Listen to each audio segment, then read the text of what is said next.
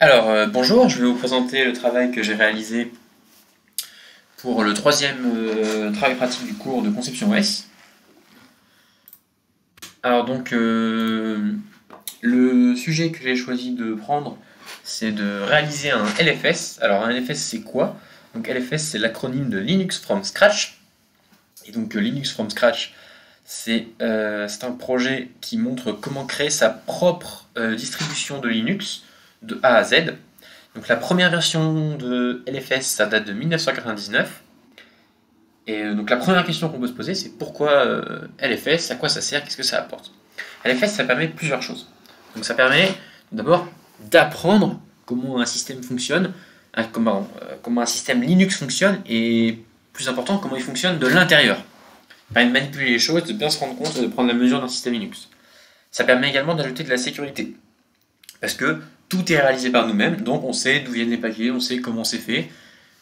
On fait un système qui est sécurisé, enfin, dans sa conception. Et troisième point, LFS c'est flexible, c'est-à-dire qu'on peut faire ce qu'on veut. Le tutoriel présente une base et derrière on peut rajouter des choses, ne pas en rajouter, on est libre. Donc comment est-ce qu'on fait ça? Comment est-ce qu'on fait un LFS, un Linux from Scratch? Donc en LFS c'est réalisé à la main par un programmeur. Donc il construit et apporte les différents paquets dont il a besoin. Donc notre situation, nous, dans tout ça, c'est le but c'est de réaliser un LFS, donc un système Linux minimal. Avant toute chose, je tiens à préciser deux petits points de vocabulaire. Donc quand je parle de machine hôte, c'est la machine depuis laquelle on va créer le LFS. Quand je parle de machine cible ou de cible, je parle de la distribution, donc de notre version de LFS ou de notre version Linux qu'on va créer. Donc, on va faire un petit peu le tour du travail que j'ai réalisé. Donc, on va voir les points suivants. On va voir en premier temps le but du projet, deuxième temps la configuration initiale, troisième temps la configuration de l'environnement. Après, on va parler du cross-compiler, du build de l'image OS cible, de l'installation de l'OS. On abordera les différents problèmes que j'ai rencontrés et enfin, on fera un petit point sur le test du système, les tests. Donc, maintenant, alors qu'est-ce que c'est le but du projet? Donc le but du projet, l'objectif du projet, c'est mettre en place une distribution de Linux minimale. Ça veut dire créé de A à Z, depuis zéro, en partant de rien, une distribution de Linux.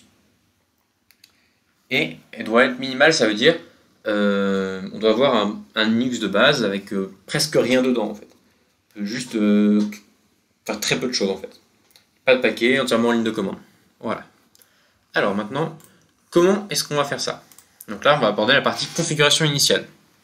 Donc, moi j'ai choisi d'utiliser une machine virtuelle, donc VirtualBox, parce que déjà installée et très pratique, notamment avec sa fonction de snapshot qui permet de naviguer entre les versions et surtout de sauvegarder son travail entre deux commandes. Donc on va utiliser une distribution Raspbian. Alors pourquoi Raspbian? Parce que c'est l'OS qui est utilisé sur les Raspberry Pi. Et donc ça permet de valider notre manipulation sur un système Raspberry. C'est intéressant parce que Raspberry c'est un système ça tourne sur une architecture ARM et pas x86.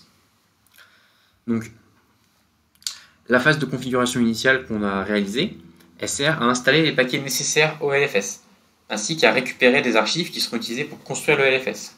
Donc les paquets qu'on doit installer, c'est par exemple mcurses. Il faut aussi vérifier que GCC, Perl, Make, Build Essentials sont déjà présents.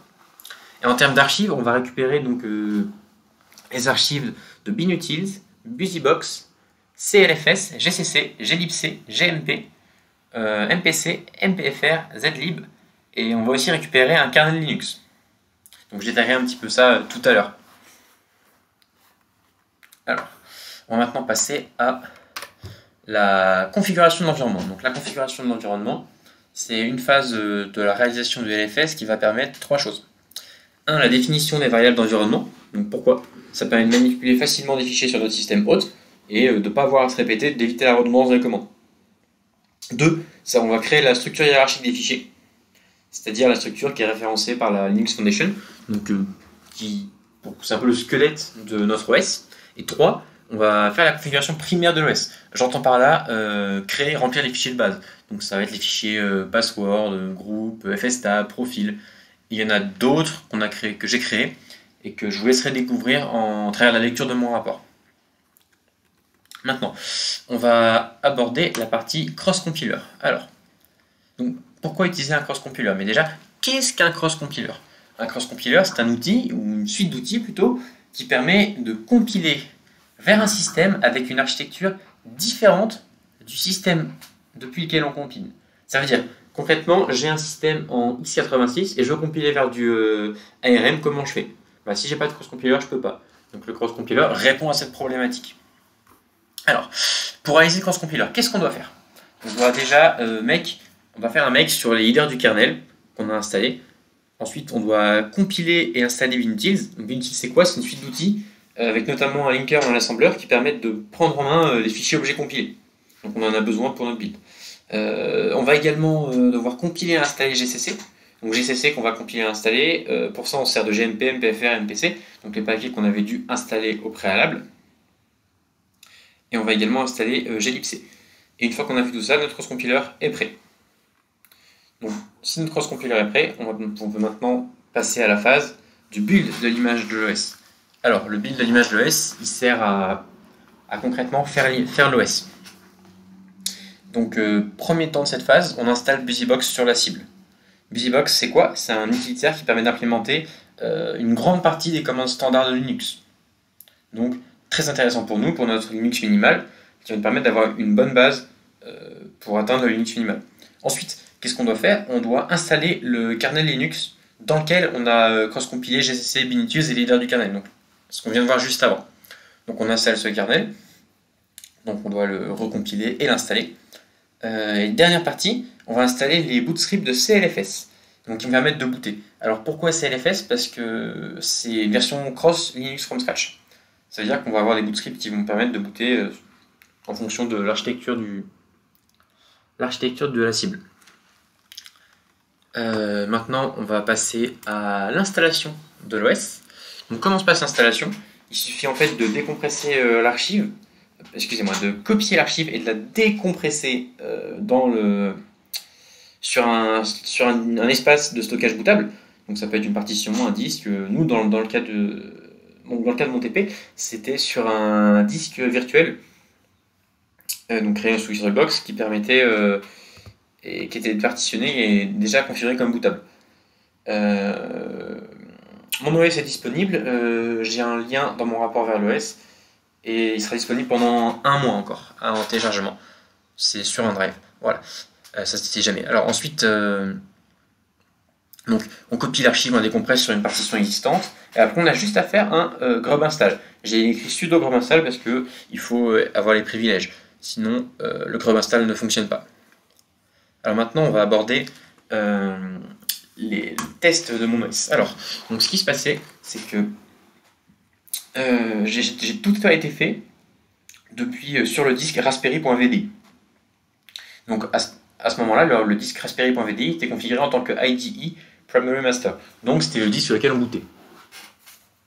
Ce qui se passe, c'est que la partition dont j'ai parlé juste dans la phase d'installation OS, c'est cette partie, ça va être la partition, elle est contenue sur le disque Raspberry _1.vdi. Et donc c'est sur ce disque-là que j'ai installé mon OS. Mon OS que j'ai appelé Adrien Paysan OS, mon nom, mon prénom, et APOS V1. Voilà. Et donc en fait, tout ce qu'on a à faire pour utiliser l'OS qui a été créé, c'est de changer le disque sur lequel on démarre, juste ici en IDE Primary Master depuis VirtualBox. Alors, donc ensuite on démarre la machine et comme on peut le voir juste à gauche, quand on démarre la machine, on a le nom de l'OS, la version, on tourne sur x86, normal, on est sur la VM, et on peut se loguer en route. Donc en route, il n'y a pas de mot de passe, c'est ce qu'on avait configuré dans le fichier etc password, que je vous laisserai regarder dans le rapport, et là j'ai exécuté une petite commande whoami pour vérifier que ça fonctionnait. Voilà. Alors, on va passer maintenant à la partie des problèmes rencontrés. Donc j'ai rencontré 3 problèmes majeurs. Le premier, c'est un problème de compatibilité entre le kernel noyau Linux 4.16 et les versions de GCC 8, 9 et en fait toutes les versions après GCC 7 non compris GCC 10. En fait, il y a un problème dans la compilation et l'installation du kernel. Donc il y avait une erreur qui était levée. Et cette erreur, elle était due au fichier dans tools lib. Donc son fichier s'appelle str error r.c. Et donc en fait, c'est le fichier qui contient d'autres choses, mais en partie cette fonction-là.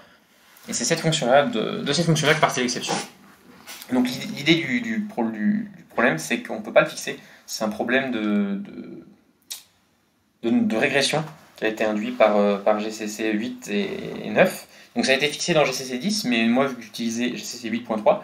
Pour passer au-delà du problème, en fait, on remplace le P par un buff qui va permettre de ne pas lever l'exception. Parce qu'en fait, quand on compile, les exceptions donc les warnings sont levés en tant qu'erreur, et donc ça bloque l'exception. Le deuxième problème que j'ai rencontré, c'était avec glibc. En fait, pour pouvoir compiler glibc, il faut que le système cible ait un dossier user, donc /usr vide. Donc c'est pas évident à deviner, et c'est pas explicitement indiqué dans la talk, donc j'ai dû chercher un petit peu sur les forums, poser des questions, voilà. Et donc glibc, avant d'installer, il faut supprimer le dossier le contenu du dossier user.